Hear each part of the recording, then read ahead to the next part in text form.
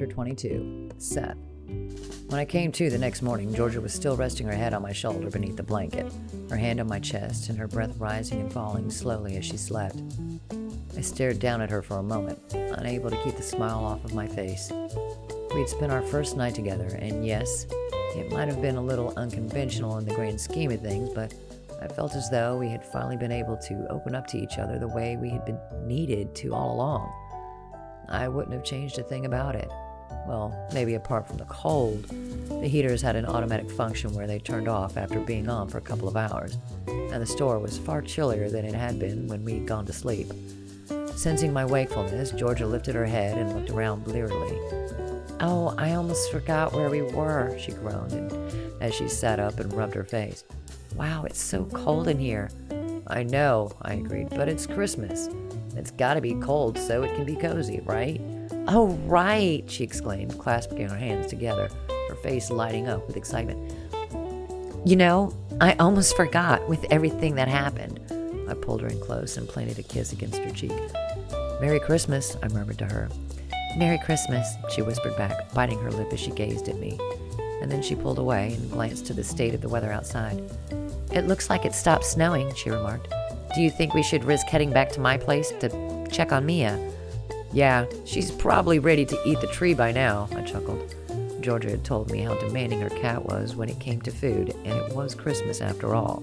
I was pretty sure Mia deserved a Christmas feast as much as any human did. "Oh, she's going to be so mad when I get back," she laughed. "She hates having to wait for breakfast."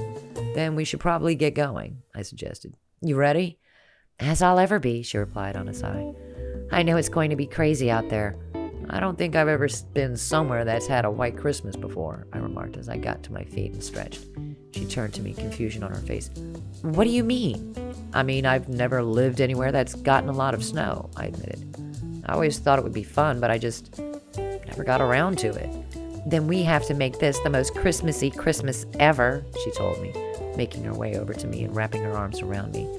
She seemed so much more comfortable with me now that she knew I wasn't going anywhere.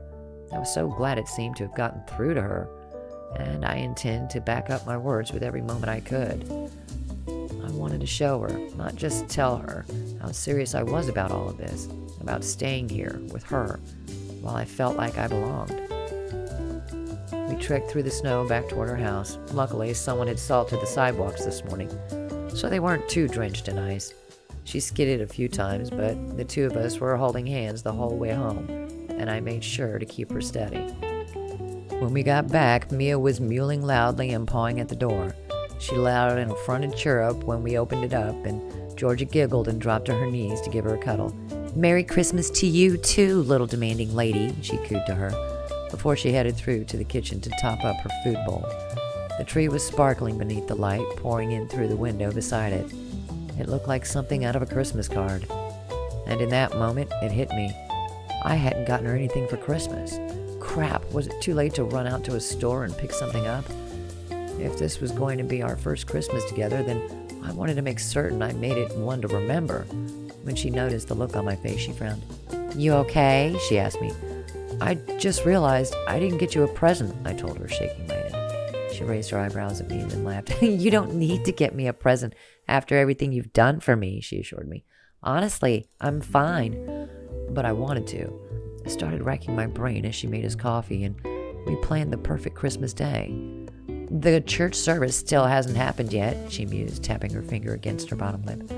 "It was put off because of the storm last night. Do you feel like checking it out? The kids doing carols are always super cute." "Sounds perfect," I agreed. "As long as we can get something to eat afterward. That ramen is only going to hold me so long." "Sure thing," she replied. "I think the diner is open on Christmas Day."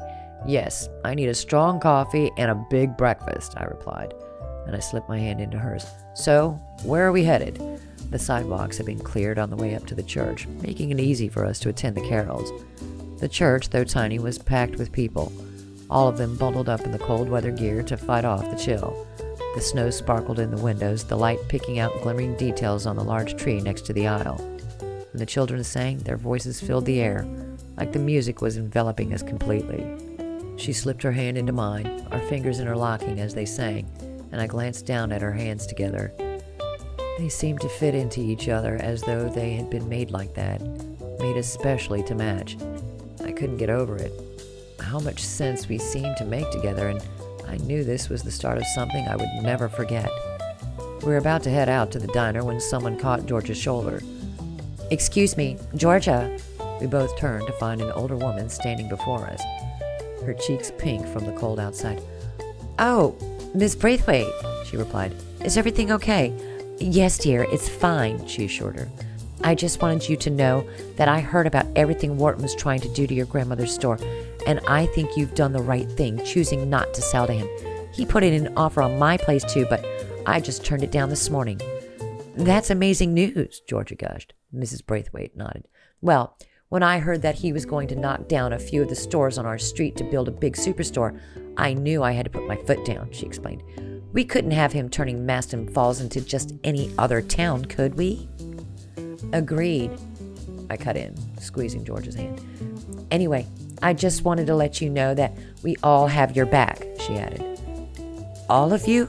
Georgia replied, a little confused. "Yes, of course," she replied, gesturing to the rest of the people in the church, who had started filing out into the snow once more. "Wharton was trying to get almost everyone on the street to sell up, but we all dug our heels in, and now he's not going to have any reason to stay here. I hope he'll be gone by the new year." Georgia beamed.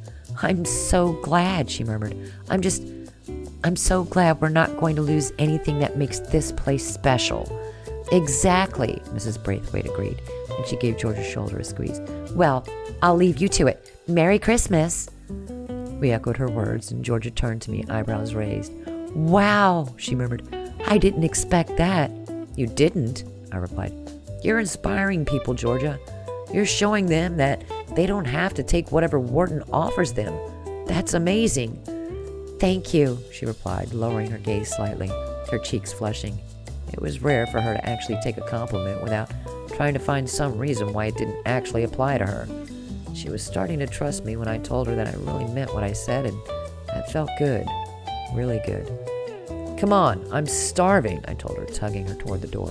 "Me too," she agreed with a sigh. "And this is going to be my Christmas gift to you," I added. "I told you, you didn't need to get me a gift." "No, but I want to," I replied. "All the diner food you can eat, on me." "Oh, that's a dangerous proposition," she warned me. "I can put away a lot of food, you know." "Then it'll be the best Christmas gift I could have gotten you," I tossed back at her. She laughed. "You have no idea what you're in for," she warned me. "You're going to have to do a whole new round of photographs and signings just to be able to afford it." "I can handle that," I promised her, and the two of us headed down to the diner. I was surprised to see it was open on Christmas Day, but it seemed like we weren't the only ones who had the idea to come down here and make this our Christmas dinner spot. A few townsfolk were scattered around the booths, eating waffles and drinking coffee, while cheesy carols played through the slightly tiny radio. It was perfect.